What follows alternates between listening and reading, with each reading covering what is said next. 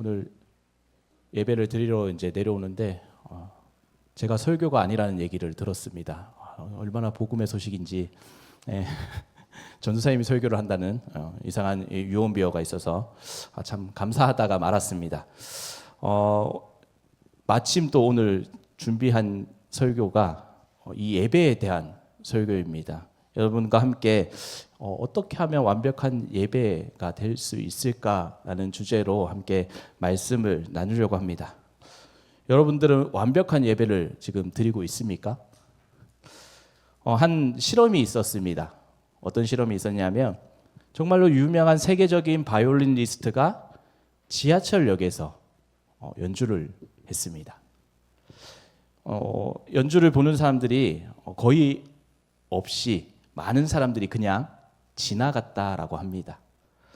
왜 그랬을까요? 연주 실력이 형편없어서 그랬을까요? 세계적인 바이올리니스트인데 감동이 없어서도 아닙니다. 사람들 마음에 그 연주를 볼 수 있는 그런 마음의 여유가 없었기 때문입니다. 사실 우리도 좀 많이 비슷한 것 같습니다. 예배 시작 전까지는 오늘 예배에 우리가 큰 은혜를 받아야 되겠다라고 생각을 합니다. 막상 근데 예배가 시작되면 우리의 머릿속에는 왜 인터넷이 잘 안 되지? 아담솔 리모델링 했다 하는데 오늘 끝나고 우리 품은 어느 카페로 가야 되나? 오늘까지 학교 과제를 제출해야 되는데 오늘 이해준 목사님 설교 너무 졸리다. 뭐 이런 생각이 들 때가 있습니다. 그러니까 예배의 가장 큰 방해물은 꼭 시끄러운 세상이 아니라 내 안의 산만함일 수도 있다라는 말입니다. 하나님은 말씀을 하고 계시는데 나는 계속해서 다른 창을 켜두고 있는 것과 같습니다. 그래서 완벽한 예배는 이 무대가 완벽한 그런 예배가 아니라 내 마음의 창을 닫고 하나님 앞에 집중하는 예배를 의미합니다. 오늘 우리는 완벽한 예배가 무엇인지를 함께 말씀을 나눠보려고 하는데 과연 하나님께서 받으시는 그런 예배는 어떤 예배일지, 보기 좋고 실수가 없고 분위기가 좋은 예배일지, 아니면 하나님 앞에 우리의 마음이 정말로 머무는 그런 예배일지 한번 말씀을 통해서 나눠보려고 합니다. 우리가 완벽하다라는 말을 들으면 어떻습니까? 조금 부담스러울 수 있습니다. 왜일까요? 이 완벽하다라는 말, 그 말에 주는 무게 때문에 그럴 수 있습니다. 우리는 이미 일상에서 완벽해야 한다라는 그런 압박들을 많이 받고 있습니다. 학교에서도 그렇고 직장에서도 그렇고 심지어 우리가 SNS에 사진 하나를 찍어서 올리려고 해도 괜히 남의 시선을 의식하게 됩니다. 조금만 부족해 보여도 우리의 마음이 조금 불편하고 조금만 실수해도 스스로를 몰아붙이는 경우가 있습니다. 그래서 우리가 완벽한 예배라고 이야기를 하면 어떻습니까? 우리가 하나님 앞에 나아갈 때 내가 흠이 없어야 하고 내 마음의 상태가 늘 최고여야 할 것 같고 또 우리가 찬양이 뜨거워야 되고 기도도 길게 해야 되고 집중도 한 번 하면 흐트러지지 않는 것처럼 그렇게 느껴질 때가 있습니다. 그런데 성경이 말하는 완벽한 예배는 우리가 생각하는 그런 종류의 완벽함과는 조금 다른 것 같습니다. 성경은 예배를 잘 꾸민 그런 감정의 상태를 이야기하지 않습니다, 여러분. 흠없는 연출로도 설명하지 않습니다.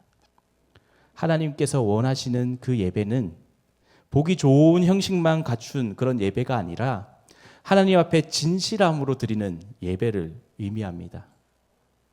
하나님은 완벽한 퍼포먼스를 찾으시는 분이 아니세요.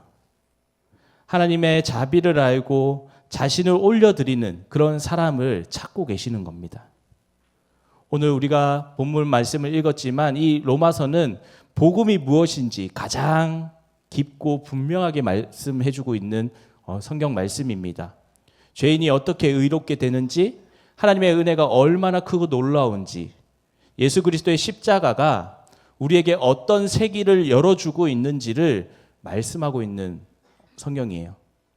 그런데 오늘 본문 1절 말씀 보면 그러므로라는 말로 시작하고 있습니다. 바울이 갑자기 예배를 이렇게 막 이야기하지 않았어요. 로마서 1장부터 11장까지 말씀을 보면 하나님의 자비에 대해서 길게 설명하고 있습니다. 그 자비를 받은 사람들이 이제 어떻게 해야 하는지 말씀하고 있는 것입니다. 그래서 다시 말해서 이 예배는 부담에서 시작되지 않고 은혜에서 시작된다라고 할 수 있어요. 예배는 하나님 앞에 우리가 점수를 따기 위해서 그렇게 하는 행동이 아니라 이미 하나님의 자비를 입은 사람이 드리는 감사의 반응이 바로 예배라고 할 수 있습니다. 우리들의 시기 참 바쁘지 않습니까? 해야 할 것도 너무나 많고 또 선택해야 될 부분들도 많습니다. 마음이 흔들릴 때도 너무나 많이 있습니다.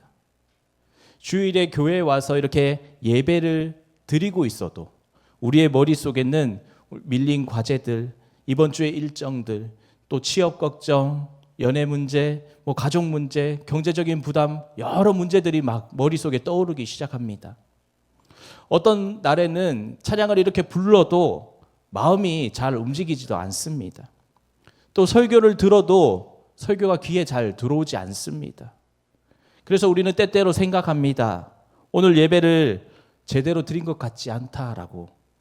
나는 예배를 잘 못 드리는 사람이라고 그렇게 생각합니다. 그러나 오늘 말씀은 우리에게 예배의 본질에 대해서 다시 한번 말씀하고 있습니다. 가장 먼저 오늘 본문 말씀 보면 완벽한 예배는 하나님의 자비에서 시작되는 것을 볼 수 있습니다. 바울은 오늘 본문 1절 말씀 보면 내가 하나님의 모든 자비하심으로 너희를 권하노니라고 말씀하고 있습니다. 예배의 출발점, 그것이 우리의 열심이 아니다라는 것입니다. 하나님의 자비입니다. 여기서 자비하심, 이 자비하심은 한두 번의 친절 정도로 그렇게 이야기하는 것이 아닙니다. 하나님께서 죄인인 우리를 불쌍히 여기시고 또 용서해 주시고 받아주시고 끝까지 붙잡아 주시는, 그리고 독생자 아들을 내어주시기까지 그 사랑하신 그 은혜를 이야기하고 있는 것입니다. 그러니까 예배는 하나님이 나를 위해서 무엇을 하셨는지를 아는 자리에서 시작한다라고 할 수 있습니다. 예배를 내 컨디션으로 시작을 하면 자꾸 흔들릴 수밖에 없습니다. 오늘 기분이 좋으면 우리가 예배를 잘 드린 것 같고, 또 기분이 가라앉아 있으면 예배를 못 드린 것 같습니다. 또 오늘 부르는 찬양이 내 취향에 맞으면 정말 은혜로운 찬양이구나라고 생각할 수도 있고, 그렇지 않으면 오늘 별로였어 라고 생각하기도 합니다. 그런데 예배의 중심은 내 취향도 아니고 내 감정도 아니에요. 예배의 중심은 하나님의 자비입니다. 하나님의 자비는 언제나 유효합니다. 그래서 이 예배가 내가 하나님 앞에 가까이 갈 만한 상태가 되어서 시작하는 그런 예배가 아니라 하나님께서 이미 예수 그리스도 안에서 나에게 가까이 오셨기에 시작되는 것이라고 할 수 있습니다. 우리가 누가복음 15장 말씀 보면 탕자의 비유에 대해서 나오죠. 이 탕자의 비유의 말씀을 하고 있는데, 이 둘째 아들이 어느 날 아버지의 재산을 가지고 이제 미리 아버지가 살아 계신데도 불구하고 재산을 받아서 이제 멀리 해외로 나갑니다. 그리고 그곳에서 방탕한 생활을 합니다. 완전히 그의 삶이 무너졌습니다. 모든 것을 다 잃게 되었죠. 그는 스스로 실패한 인생이라고 그렇게 느꼈을 것입니다. 이제 아버지께 돌아갈 면목도 없고, 배는 고프고, 여기서 이렇게 내가 굶어서 죽겠구나라는 생각을 할 때에 아버지께 돌아갈 면목은 없지만 아버지께로 그는 돌아갑니다. 그가 집으로 돌아올 때에 아버지는 멀리서 아들의 모습인 것 같아 보여서 얼른 그 아들에게 뛰어갑니다. 그리고 그를 끌어안고 입 맞추고 아들이 아직 변명을 하지도 않았는데 다 듣지도 않고 제일 좋은 옷을 입히고 손에 가락지를 끼우면서 잔치를 여는 것을 볼 수 있습니다. 이 이야기는 예배의 시작이 어디서부터 시작되는지를 보여주고 있습니다. 탕자가 준비한 그 말보다 먼저 움직였던 것이 바로 아버지의 긍휼한 그 마음이었습니다. 아들의 무너짐보다 더 큰 것은 아버지의 사랑이었습니다. 그 아들이 다시 아버지의 집으로 돌아와서 누리는 모든 회복은 아들의 성취가 아니라 아버지의 자비로부터 시작되는 것을 우리가 볼 수 있습니다. 우리가 드리는 예배도 마찬가지입니다. 우리는 어떻게 보면 이 탕자와도 같습니다. 하나님 없이 내 힘으로 살 수 있을 것 같지만, 세상이 주는 자유가 진짜인 것 같지만, 그 기쁨, 세상에서 주는 그 기쁨과 우리의 힘으로는 살아갈 수가 없습니다. 그런데 주님은 그런 우리를 외면하지 않으십니다. 예수 그리스도의 십자가로 우리를 다시 품어주셨습니다. 그래서 예배는 우리의 컨디션이 좋아서 그렇게 드리는 것이 아닙니다. 하나님의 자비 없이는 살 수 없는 사람이라 고백하는 시간이 바로 예배인 것입니다. 오늘 우리의 예배가 살아나면 이 출발점이 먼저 회복되어야 합니다. 하나님을 위해 뭔가 우리가 보여드리고 싶은 그런 마음보다 하나님이 내게 베풀어 주신 그 자비를 먼저 바라보아야 하는 것입니다. 우리가 은혜를 잊어버리면 이것은 의무가 되어버립니다. 이 의무가 되면 쉽게 우리는 지쳐버립니다. 우리가 지치면 어떻습니까? 이제 형식만 남아버리는 것입니다. 그런데 하나님의 자비를 다시 우리가 묵상하게 되면 어떻게 됩니까?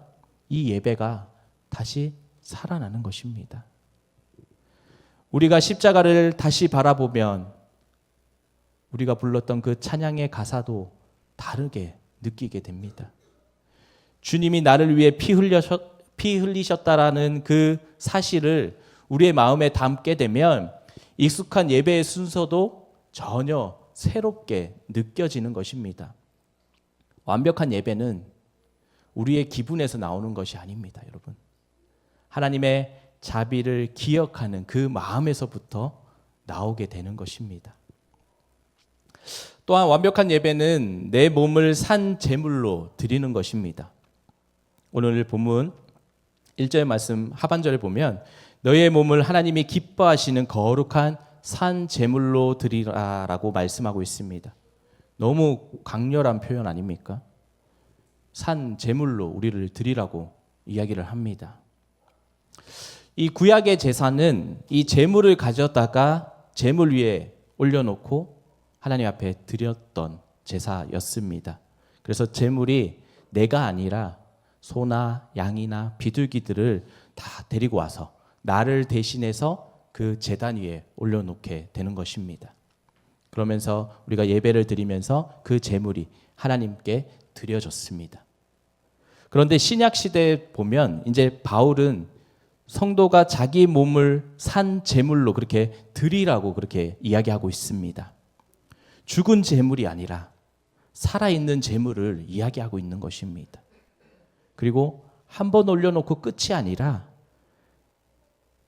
날마다 계속해서 드려지는 삶의 헌신을 이야기하고 있는 것입니다. 여기서 몸은 단순하게 우리 육체만을 가리키는 것이 아니라 실제로 내 삶 전체를 가리키는 것입니다. 내 시간, 내 입술, 내 재능, 우리의 관계, 미래 모든 것들이 포함되는 것이죠.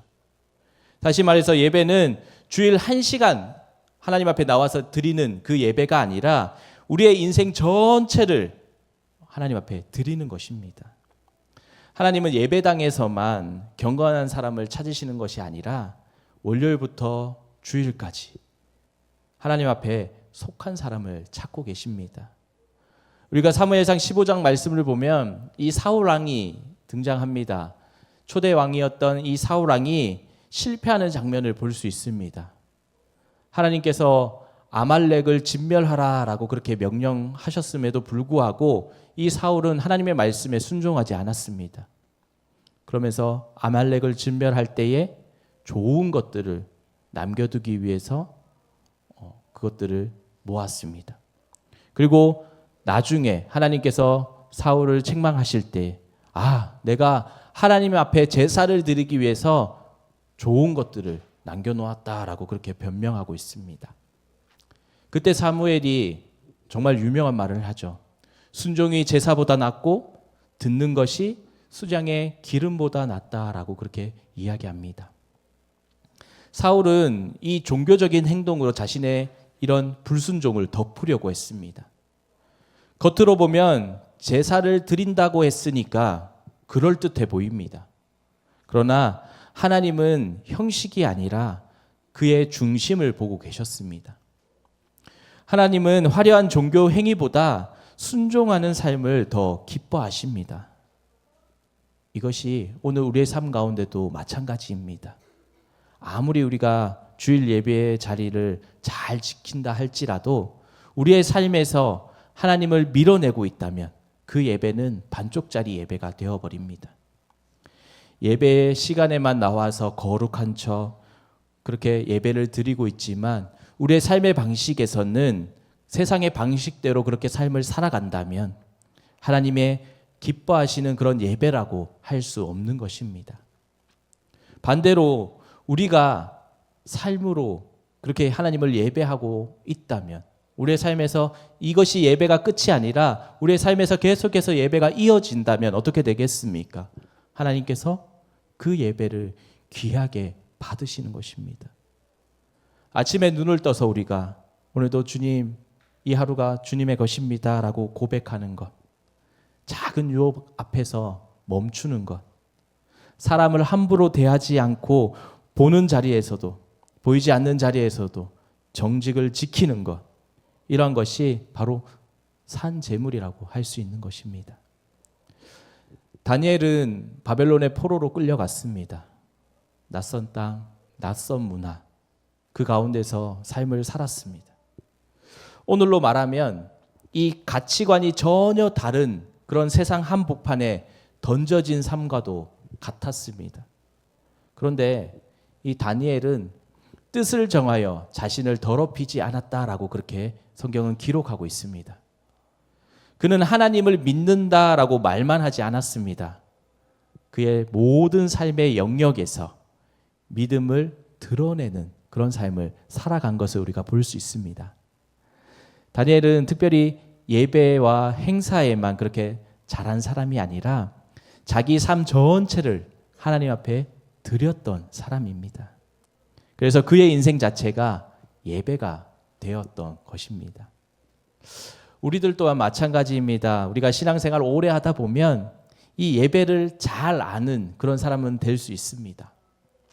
어떤 타이밍에 우리가 아멘을 해야 하는지, 또 어떤 분위기에 찬양을 선곡해야 분위기가 살 수 있는지, 또 어떤 표현이 믿음이 있어 보이는지를 알게 됩니다.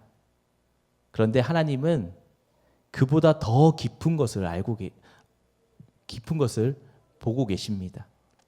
예배를 아는 사람보다 예배로 삶을 살아가는 사람을 더 기뻐하십니다. 주일에 예배 가운데 손을 높이 드는 것만 예배가 아니라 월요일에 나와서 정직하게 우리의 손으로 일하는 것도 예배일 수 있습니다. 교회 안에서 봉사만 하는 것이 예배가 아니라 집에서 부모님을 공경하는 것도 하나의 예배가 될 수 있습니다. 완벽한 예배는 우리의 감정을 이야기하는 것이 아닙니다. 하나님 앞에 우리의 삶을 통째로 그렇게 올려드리는 것을 예배라고 할 수 있습니다. 마지막으로 완벽한 예배는 이 세대를 따라가지 않고 마음을 새롭게 하는 예배라고 할 수 있습니다. 오늘 본문 2절 말씀을 보면 너희는 이 세대를 본받지 말고 오직 마음을 새롭게 함으로 변화를 받아 하나님의 선하시고 기뻐하시고 온전한 뜻이 무엇인지 분별하도록 하라라고 말씀하고 있습니다. 참된 예배는 반드시 사람을 변화시킵니다. 하나님 앞에 엎드린 사람은 이전과 똑같은 삶을 살아갈 수가 없습니다. 예배는 그런 분위기를 경험하는 그런 시간이 아니라 가치관을 새롭게 하는 시간이라 할 수 있습니다. 이 세대를 본받는다라는 것, 그것은 세상의 기준을 그대로 받아들여서 내 기준으로 삼는다라는 것입니다. 세상은 끊임없이 우리에게 이야기를 합니다. 더 빨리 성공해라, 더 인정을 받으려고 노력해라, 더 비교해라, 더 보여주라, 손해보지 말라고, 불편한 관계를 쉽게 끊어버리라고, 너의 마음이 제일 중요하다라고 그렇게 이야기를 합니다. 물론 세상이 말하는 것, 부분적으로 맞는 것들도 있습니다. 그러나 성경은 세상의 틀에 나를 맞추지 말라고 그렇게 이야기를 하고 있습니다. 예수 믿는 사람은 유행을 조금 늦게 따라가는 그런 사람이 아니라 세상과 다른 주인을 모시고 그렇게 삶을 살아가는 사람입니다. 마음을 새롭게 함으로 변화를 받는다. 그 말은 겉모습을 조금 수정하는 그런 정도가 아니라 우리의 생각의 뿌리가 바뀌는 것을 이야기를 합니다. 가치의 기준을 바꾸는 것을 의미를 합니다. 무엇이 성공이며 기쁨인지, 무엇이 옳은 것인지 우리의 기준이 새로워지는 것을 의미합니다. 이것은 내 의지로만 되는 것이 아닙니다. 성령께서 말씀을 통해 우리 안에서 하시는 일입니다. 그래서 예배는 말씀 앞에 나를 두는 시간이 되어야 하는 것입니다. 내 기분에 맞는 말만 듣는 그런 자리가 아니라 하나님의 뜻에 내 생각이 교정되는 그런 자리가 되어야 하는 것입니다. 우리가 누가복음 10장 말씀을 보면 이 마르다와 마리아 이야기가 기록되어 있습니다. 이 마르다는 예수님이 자신의 집에 방문하신 것을 보면서 기쁨으로 예수님을 위해서 열심히 음식을 준비를 합니다. 얼마나 귀한 일입니까? 그런데 어느 순간 그의 마음에 분주함만이 남아 있게 됩니다. 또 비교가 사로잡히게 됩니다. 그러다 보니 어떻게 됩니까? 섭섭한 마음이 찾아옵니다. 반면 동생 마리아는 주님의 발 아래에서 가만히 앉아서 예수님의 하시는 그 말씀을 듣습니다. 예수님은 이 마리아가 좋은 편을 택했다라고 그렇게 말씀하십니다. 이것을 보면서 섬김이 필요 없다라는 뜻이 아닙니다. 이 섬김 이전에 마음이 주님 앞에 머물러야 된다라는 의미입니다.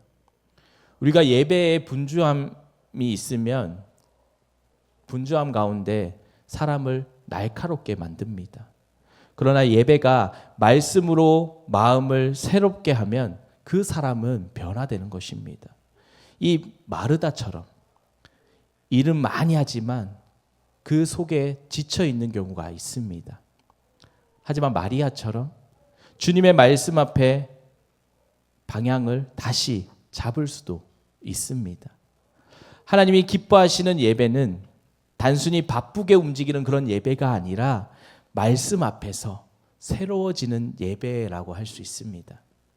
우리들의 시간은 지금 이 우리의 인생을 형성하는 그런 시간이라고 할 수 있습니다. 직업관이 형성되고 결혼관이 형성되고 돈에 대한 그런 태도, 인간관계에 대한 그런 부분들이 형성되는 시기입니다. 무엇보다 우리의 신앙의 깊이도 형성되는 시기입니다. 이 시기에 우리가 무엇을 반복해서 보고 듣느냐, 그것을 따라가느냐가 매우 중요합니다. 요즘 SNS나 유튜브를 보면 알고리즘을 추천하지 않습니까? 그것처럼 이 알고리즘이 내 마음을 형성하게 그렇게 내버려 둘 것인지, 아니면 하나님의 말씀이 내 마음을 새롭게 해서 내 마음을 하나님께 맡길 것인지 우리의 인생이 달라지는 것입니다. 예배는 그 마음의 방향을 다시 조절하는 시간입니다. 내가 세상에 길들여진 그 부분을 발견하고 주님 앞에 다시 정렬하는 시간이라 할 수 있습니다. 그래서 완벽한 예배는 화려한 예배가 아니라 변화되는 예배를 의미합니다. 우리가 예배를 드리고 나서 삶이 조금씩 달라져야 되겠죠.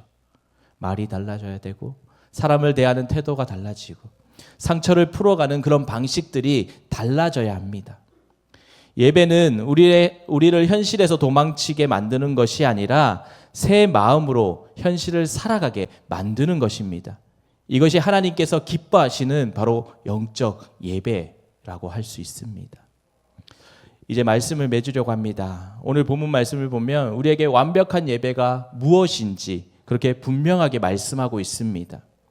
완벽한 예배는 흠없는 그런 연출이 아닙니다, 여러분. 한순간 집중이 흐트러지지 않는 그런 상태를 이야기하는 것도 아닙니다. 늘 감정이 뜨겁고 눈물이 많은 그런 예배만을 말하는 것도 아닙니다.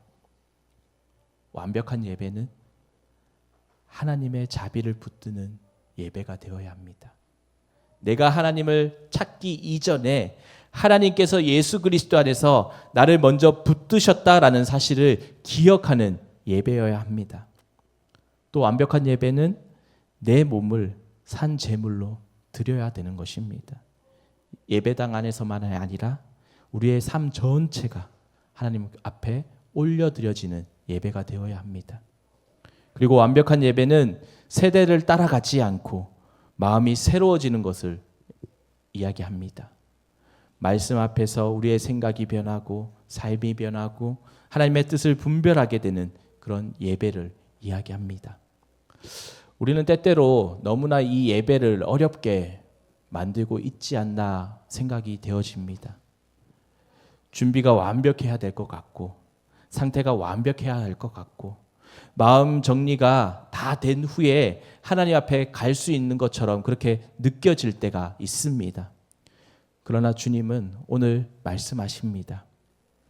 네가 완벽해진 다음에 다시 돌아오라고 그렇게 이야기하지 않으십니다. 오히려 하나님의 자비를 의지해서 나오라고 그렇게 말씀하고 계십니다. 우리의 있는 모습 그대로 하나님 앞에 나오되 그대로 머물지는 말라고 그렇게 이야기하십니다. 은혜로 나오고 순종으로 드려지고 말씀으로 변화되라고 그렇게 말씀하고 계십니다. 예배는 주일만 드리는 행사가 아닙니다, 여러분. 예배는 인생의 방향입니다.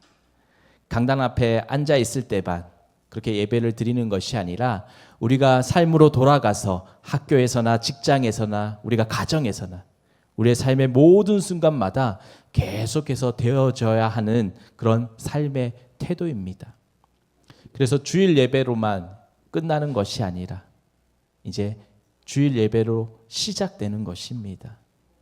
오늘 드린 예배가 내일의 선택으로 이어져야 되고 오늘 들은 말씀이 이번 주에 우리의 언어와 태도로 이어져야 하는 것입니다. 그럴 때 우리의 인생은 점점 하나님 앞에 드려지는 예배가 될 수 있습니다. 혹시 이 말씀 안에서 우리의 마음에 찔림이 있다면 그것이 바로 은혜입니다. 예배는 우리가 드리고는 있지만 우리의 삶의 모습은 예배와는 전혀 다른 그런 모습으로 삶을 살아가고 있었다면, 은혜보다 의무가 더 컸던 마음이 있었다면, 말씀보다 세상의 기준에 더 많이 흔들렸던 시간을 이 시간 주님 앞에 내려놓기를 원합니다. 하나님을 우리를 정죄하려고 하지 않으시고 이 말씀을 그렇게 주신 것도 아닙니다. 우리를 회복시키려고 이 말씀을 오늘 우리에게 주셨습니다. 우리를 참된 예배의 자리로 부르시려고 이 말씀을 주신 것입니다. 사랑하는 품 공동체 여러분, 완벽한 예배는 완벽한 사람이 드리는 그런 예배가 아닙니다. 완벽하신 하나님께서 자기 자신을 올려드리는 그런 예배입니다. 우리가 조금 부족하고 흔들려도 때로는 눈물겨워도 하나님의 자비를 붙들고 자신을 드리는 예배가 완벽한 예배라고 할 수 있습니다. 오늘 이 예배에서 끝나지 않고 우리 한 주간 우리의 삶이 예배가 되고 우리의 선택이 예배가 되고 우리의 미래가 예배가 되기를 축복합니다. 하나님께서 우리 품 공동체 가운데 모든 지체들을 그런 예배자로 세워 주실 것입니다. 한 주간도 우리가 하나님 앞에 예배자로서 승리하는 삶을 살아가는 저와 여러분들이 되시기를 간절히 축원합니다.